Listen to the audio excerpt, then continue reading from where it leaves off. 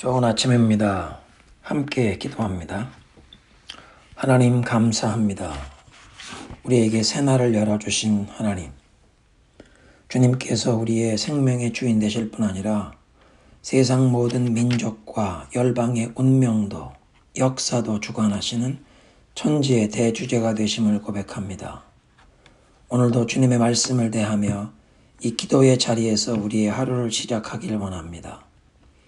온 세계가 큰 두려움과 혼돈에 휩싸여 있고 불확실한 내일을 향한 걱정과 염려가 우리를 엄습하는 그런 상황이지만 우리의 시선을 주님께로 향합니다. 선한 목자 되신 주님께서 인도하시는 대로 순종하며 따르기를 원하면서 주님의 음성에 귀를 기울이오니 말씀하여 주옵소서. 성령이여 깨우쳐 주옵소서. 예수님의 이름으로 기도드리옵나이다. 아멘. 수요일 아침의 본문은 요한복음 12장 20절부터 30절입니다. 함께 합독합니다. 명절에 예배하러 올라온 사람 중에 헬라인 몇이 있는데 그들이 갈릴리 벳세다 사람 빌립에게 가서 청하여 이르되 선생이여 우리가 예수를 배웁고자 하나이다 하니 빌립이 안드레에게 가서 말하고 안드레와 빌립이 예수께 가서 여쭈니 예수께서 대답하여 이르시되 인자가 영광을 얻을 때가 왔도다. 내가 진실로 진실로 너희에게 이르노니 한 알의 밀이 땅에 떨어져 죽지 아니하면 한 알 그대로 있고 죽으면 많은 열매를 맺느니라.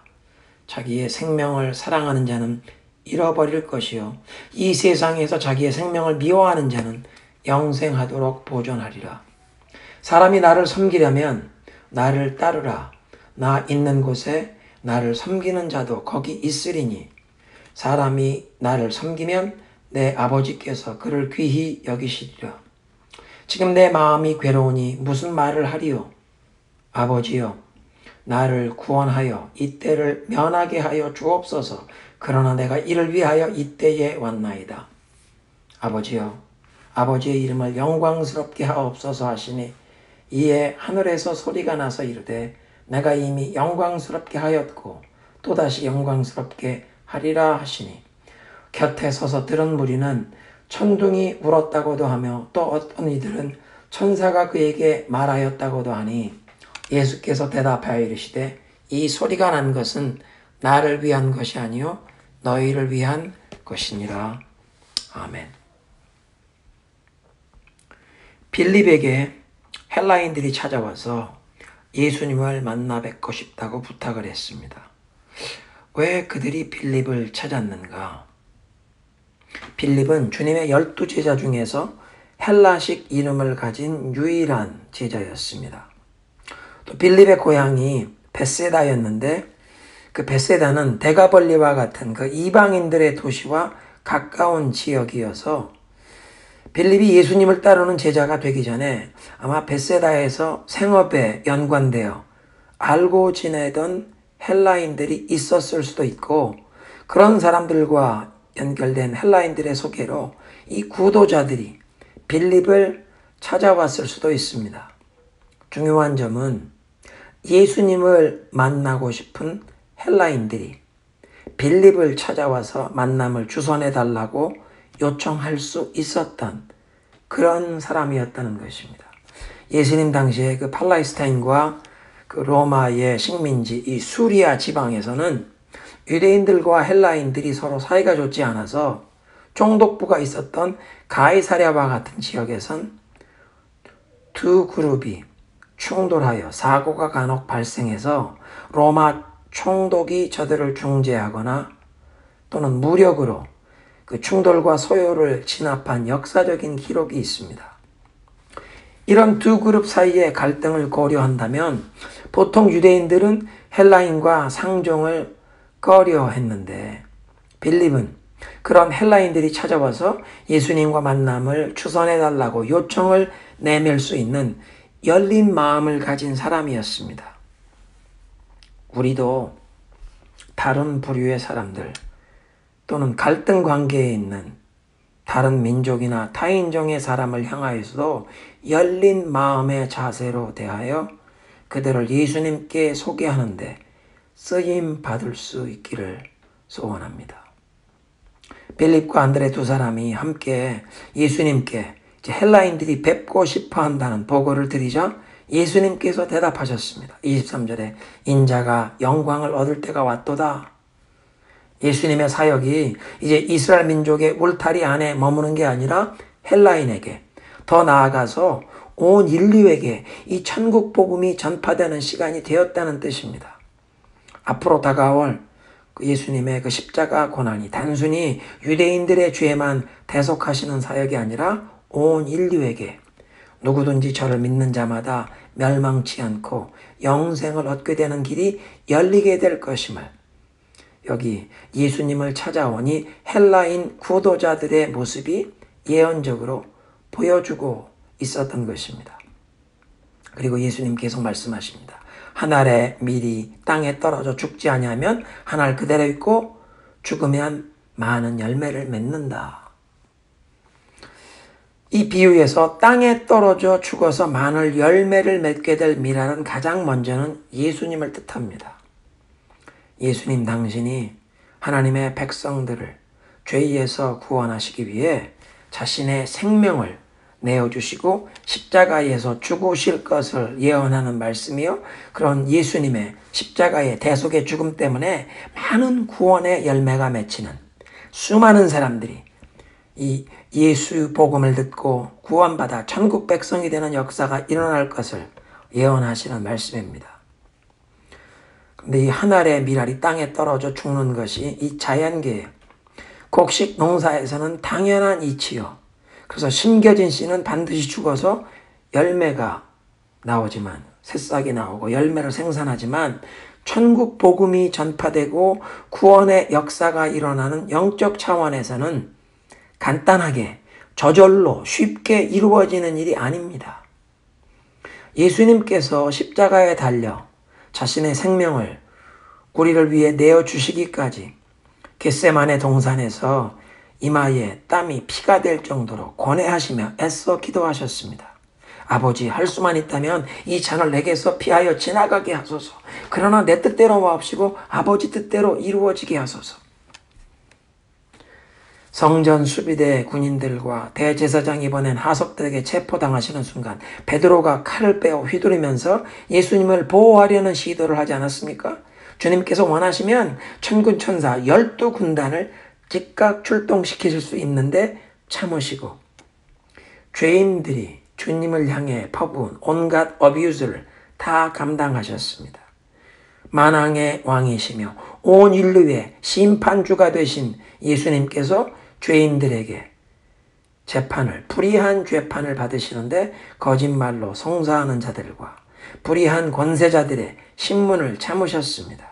비웃음과 조롱을, 살점이 떨어져 나가는 그 무서운 로마 군인들의 채찍질을 벗은 채로 그 비아돌로로사 골목길을 끌려나가 골고다 언덕에서 십자가에 못 박히시기까지 한 알의 밀알이 땅에 떨어져 죽는 과정에 얼마나 큰 그 고통과 희생, 인내가 필요했습니까? 그리고 오늘 본문을 보면 주님께서 그 십자가 순환의 고통과 괴로움을 느끼신 것이 겟세마네 동산에서 기도하시기 전에 이미 시작되었습니다. 27절에 지금 내 마음이 괴로우니 무슨 말을 하리요?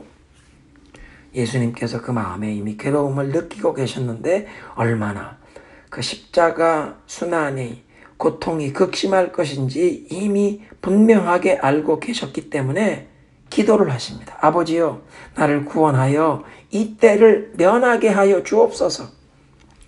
겟세마네 동산에서 이 잔을, 그 모든 죄에 대한 하나님의 심판과 그 진노의 잔을 마시는 그 잔을 내게서 옮겨 주소서 하고 기도하셨던 것과 동일한 기도를 하시는 것입니다. 아버지여, 나를 구원하여 이 때를 면하게 하여 주옵소서. 그러나 내가 이를 위하여 이 때에 왔나이다. 내 뜻대로 마옵시고 하나님 아버지 뜻대로 이루어지게 하소서와 동일하게 그 하나님의 구원의 계획, 성자 예수님께서 이 땅에 사람의 몸을 입고 성육신하여 오셨던 사명을 다시 한번 주님의 입술로 고백하고 확인하면서 괴롭고 고통스럽지만 그 십자가의 길을 순종하며 가실 것임을 선포하신 것입니다.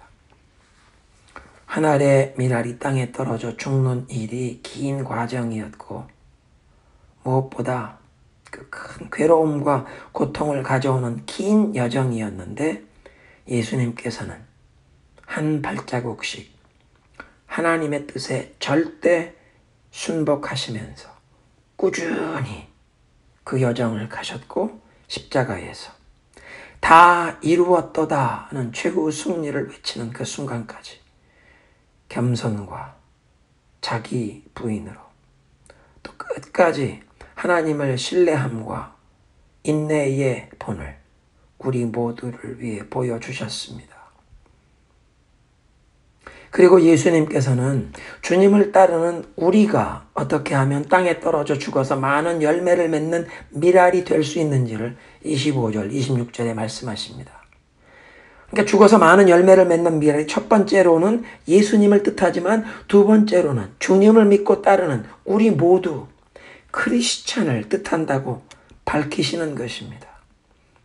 그리고 25절에 자기 생명을 사랑하는 사람은 그 생명을 잃을 것이요 이 세상에서 자기 생명을 미워하는 사람은 그 생명을 영원히 보존할 것이라. 사람에겐 생존 본능이라는 게 있지 않습니까? 내 자신을 보호하고 내가 살고자 하는 본능입니다.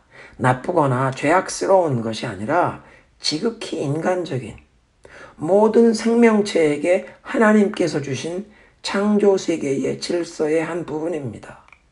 그런데 예수님께서 우리가 열매 맺는 밀알이 되기 위해선 생존 본능에 어긋나는 듯한 그런 마음 자세로 행하라고 하십니다. 이 세상에서 자기 생명을 미워해야 영원한 생명을 얻을 수 있다. 이 세상에서 살아가는 것에 대한 애착을 버리지 못하면 영생을 얻지 못한다고 하십니다. 예수님을 제대로 따르기 위해서는 자기 보호의 본능, 자신의 만족과 기쁨, 자신의 행복과 생명을 내려놓고 부인해야 한다고 말씀하십니다. 마치 자기 생명을 미워하는 것처럼 보일 정도로 영원한 생명을 더 소중하고 귀하게 여기며 그 영원한 생명을 바라보며 나아가야 영생을 얻는다는 것입니다. 26절에 누구든지 나를 섬기고자 하면 나를 따라야 한다. 십자가로 가시는 주님의 그 발걸음을, 그 길을 우리도 따라오라고 하십니다. 내가 있는 곳에는 나를 섬기는 사람도 나와 함께 있을 것이다. 주님이 있는 곳에 함께 있으라.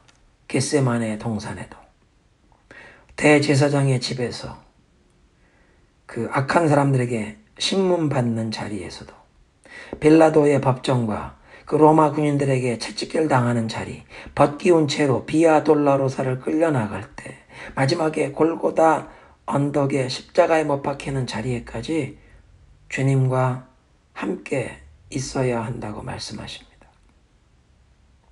누구든지 나를 섬기면 내 아버지께서 마지막에는 그를 높여주실 것이다. 이 25절, 26절의 이 말씀은 예수님을 따르는 신앙생활, 제자도의 본질입니다. 누구든지 나를 따라오려거든 자기를 버리고 날마다 제 십자가를 지고 나를 따르라고 누가복음 9장 23절에 말씀하셨습니다. 주님을 따르겠다고 이런 자기 부인, 자아의 죽음을 나의 힘으로 매일 실천할 수 없습니다. 성령님의 도우심을 온전히 의지하지 않고는 불가능한 일입니다. 신년 초에 온 교회가 함께 참여했던 목적 40일 캠페인 동안 릭 워렌 목사님께서 이런 부분에 도움이 되는 통찰을 한 가지 주셨습니다. 어렵고 고통스러운 이 희생과 자기 부인, 순종과 인내의 이슈로만 보지 말고 사랑이라는 질문으로 접근하라는 것입니다. 누구를 더 사랑하는가? 나를 사랑하사 나를 위해 생명을 내어주신 그 하나님의 아들, 십자가에서 물과 피를 한 방울도 아끼지 않고 남김없이 다 쏟으시기까지 수치와 그 모진 고난을 나를 위해 다 감내하신 예수님, 나를 그렇게 사랑하신 주님을 온 세상 그 무엇보다 더 사랑하기를 원하는 것입니다. 나 자신보다 나를 이렇게 사랑하신 예수님을 더 사랑하기를 소원하고 결단하는 것입니다. 그렇게 예수님을 나 자신보다 더 사랑하게 되면 주님을 위해 모든 것을 내려놓고 내 생명까지도 내려놓으면서 주님을 따라가 땅에 떨어져 죽어서 많은 열매를 맺는 미랄이 되게 하실 줄로 믿습니다. 예수님, 우리를 사랑하사 십자가에서 생명을 내어주신 것을 감사합니다. 주님께서 땅에 떨어져 죽으심으로 많은 열매를 맺으셨고 그 열매 중에 하나가 바로 나 자신임을, 우리 가정, 우리 교회의 모든 성도들이 바로 그 열매임을 고백합니다. 오늘 아침부터 주님을 이 세상 그 무엇보다 내 자신, 내 생명보다 더 사랑하며 주님을 따르기를 소원합니다. 성령이여, 오늘 아침 내 영혼에 새로운 은혜를 부어 주옵소서. 하늘의 불을 내려 주옵소서. 예수님의 이름으로 기도드립니다. 아멘.